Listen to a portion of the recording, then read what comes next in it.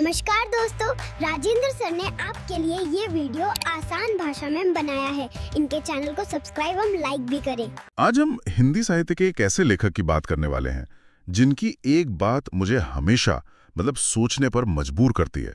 वो कहते थे, मैं साहित्य को मनुष्य की दृष्टि से देखने का पक्षपाती हूँ। मैं लिटरेचर को किसी नियम कानून से नहीं बल्कि एक इंसान की नजर से देखता हूँ।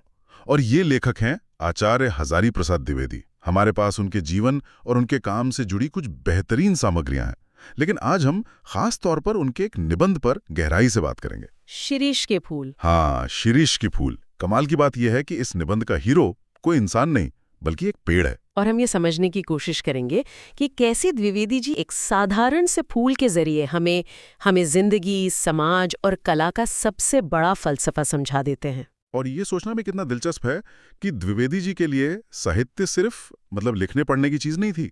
ये एक तरह का औजार था, एक टूल जो इंसान को गिरने से बचाता है, उसकी आत्मा में एक नई रोशनी भरता है और उसके दिल को जिंदा रखता है। बिल्कुल, उनका पूरा काम इसी एक मकसद के इर्द गिर्द घूमता है ना? हाँ, तो चलिए शुरू से शुरू करते हैं।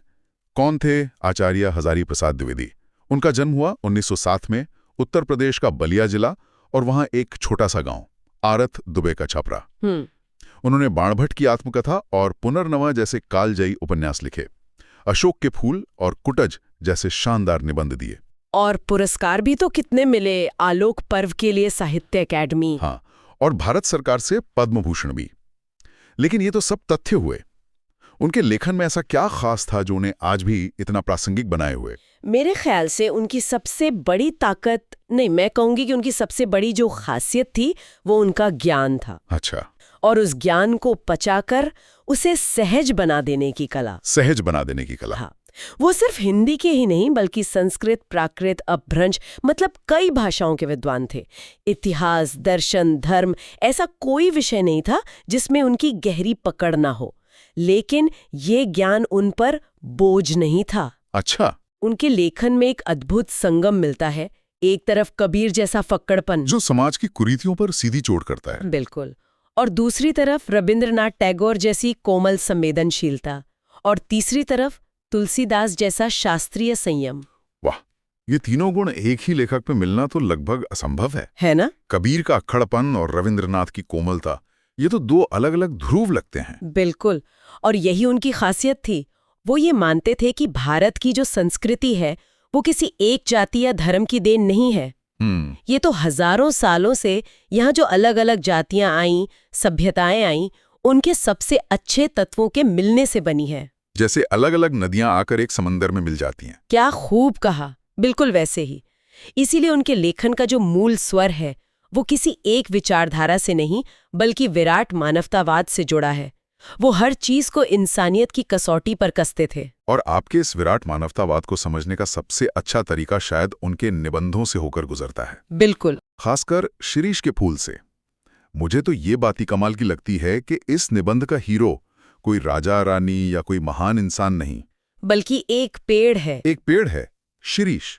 एक ऐसा पेड़ जो ज्येष्ठ की जलती धूप में, जब द्विवेदी जी के शब्दों में कहें तो धरती निधूम अग्निकुंड बनी होती है, तब भी वो फूलों से लदा रहता है। हाँ, और यहीं से निबंध का दार्शनिक पहलू शुरू होता है। द्विवेदी जी शिरीष के लिए एक बहुत शक्तिशाली शब्द का इस्तेमाल करते हैं। कौन सा? कालजयी अवधूत। कालजयी अवधूत। कालजयी यानी जिसने समय को जीत लिया हो, और अवधूत यानी एक ऐसा सन्यासी जो सुख, दुख, हार, जीत, राग, विराग, इन सब चीजों से ऊपर उठ चुका हो। बिल्कुल। शिरीष का पेड़ ठीक ऐसा ही है। जब गर्मी से सबका बुरा हाल है, जब लू के थपेड़ों से दिल सूख रहा है, जब बाकी पेड़ पौधे हिम्मत हार चुके हैं, तब ये शिरीष का पेड़ मस्त और अविचल खड़ा है। ऐसा लगता है जैसे वो पूरी दुनिया को जीवन की अजेयता का, कभी ना हारने का मंत्र सुना रहा हो। बिल्कुल। लेकिन यहाँ एक बड़ा मजेदार विरोधाभास है।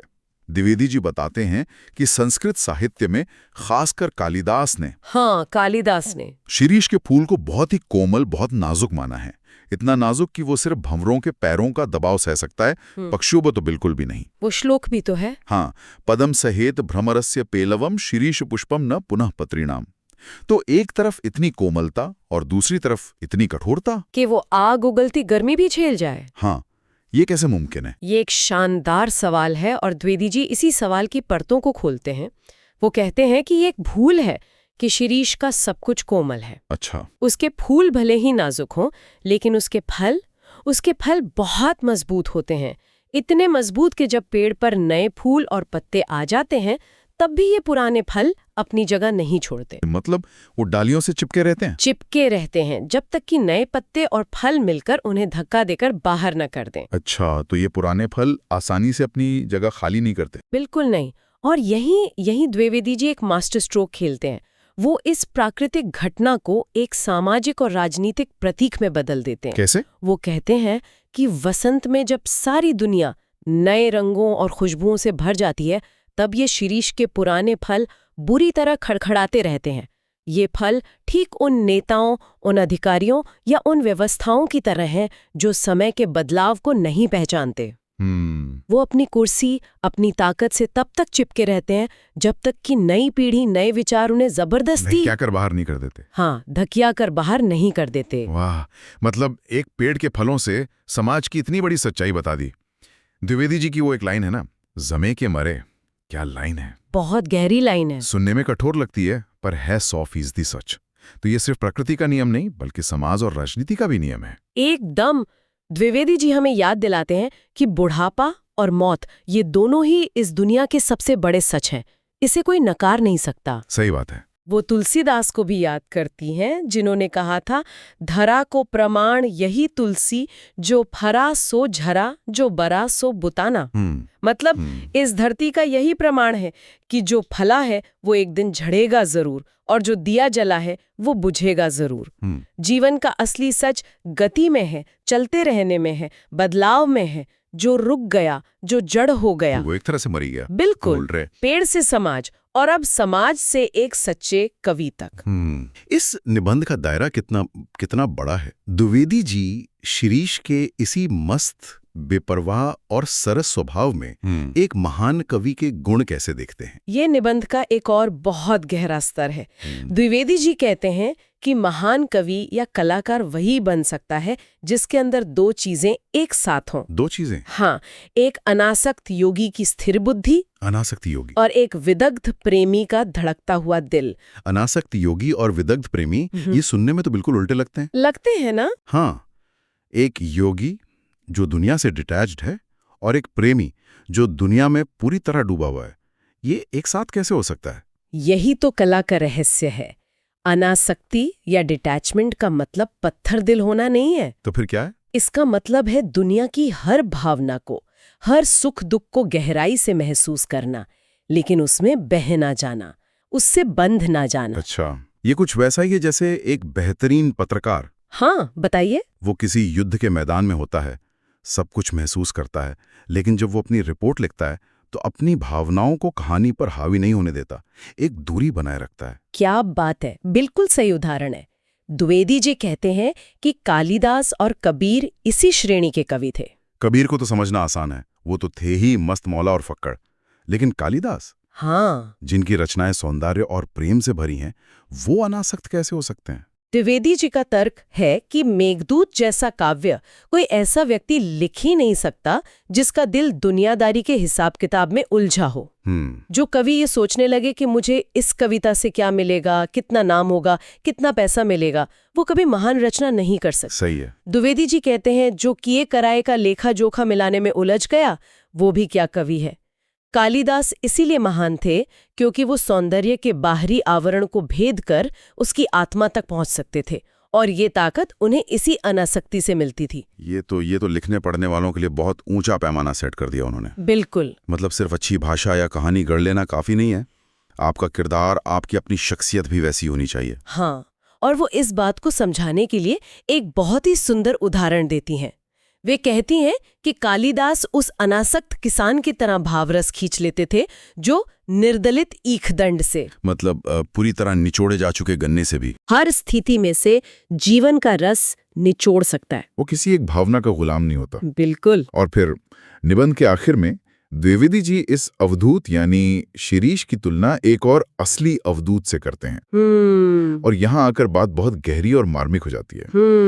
वो उस दौर को याद करते हैं जब देश में मारकाट, आगजनी और लूटपाट का एक बवंडर चल रहा था और उस भयानक कोलाहल के बीच भी एक बूढ़ा एक इंसान स्थिर रह सका था। जाहिर है उनका इशारा गांधी जी की ओर है। बिल्कुल। और ये तुलना सिर्फ भावनात्मक नहीं है, इसके पीछे गहरा तर्क है। लेखक के मन में सवाल उठता है कि ये कैसे संभव हुआ?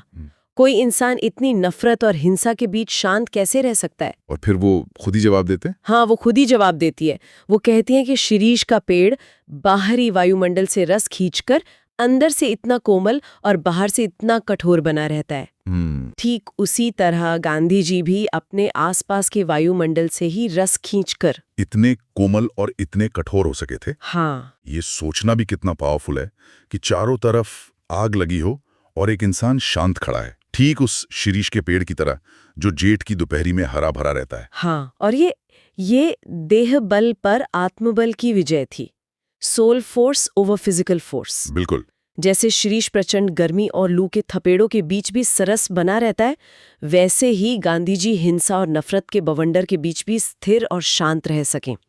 उनमें वो अवधूत वाले गुण थे, सुख दुख से परे, अविचल। ये सब याद करते हुए लेखक के मन से एक हुक सी उठती है, एक गहरी पीड़ा उभरती है और वो निबंध का अंत बस एक सवाल से करते हैं। हाय, वो अवधूत आज कहाँ है? ये सिर्फ एक सवाल नहीं है ना। नहीं, इसमें गहरी पीड़ा, एक खालीपन का एहसास, सब कुछ छुपा है। ये उस दौर में गांधीवादी मूल्यों के खत्म होने की पीड़ा है और शायद आज भी ये सवाल उतना ही प्रासंगिक है। बिल्कुल। ये उस सभ्यता पर एक टिप्पणी है जहां देह बल यानी शारीरिक या भौतिक शक्ति को आत्मबल यानी अंदर की ताकत से ज्यादा महत्वपूर्ण माना जाने लगा है। ये सवाल आज भी हमारे सामने खड़ा है। तो आज हमने देखा कि कैसे हजारी प्रसाद द्विवेदी जी ने शिरीष के फूल को सिर्फ एक पेड़ नहीं रहने दिया। नहीं, उन्होंने उसे एक प्रतीक बनाया और उसके जरिए जीवन, समाज, राजनीति और साहित्य पर कितनी गहरी और जरूरी टिप्पणियां की। ये निबंध सिर्फ एक फूल का वर्णन नहीं है, ये विपरीत परिस्थितियों में भी हिम्मत, जिंदा दिली और अनासक्ति के साथ जीने का एक पूरा दर्शन है। सही कहा। इस निबंध में एक जगह द्विवेदी जी रविंद्रनाथ टैगोर का जिक्र करती हैं, जो कहते थे कि फूल हो या पेड़, वो अपने आप में समाप्त नहीं है, वो किसी अन्य वस्तु को दिखाने के लिए उठी हुई उंगली है, वो इशारा है। वाह। और शायद उससे भी जरूरी सवाल ये है कि आज हमारे चारों तरफ, हमारी अपनी जिंदगी में ऐसी कौन सी चीजें हैं जो किसी गहरे सच की तरफ इशारा कर रही हैं और हम उन्हें देख नहीं पा रहे हैं। नमस्कार दोस्तों, तो आपने इनके चैनल को सब्सक्राइब एवं लाइक नहीं किया तो अब कर दीजिए। धन्यवाद।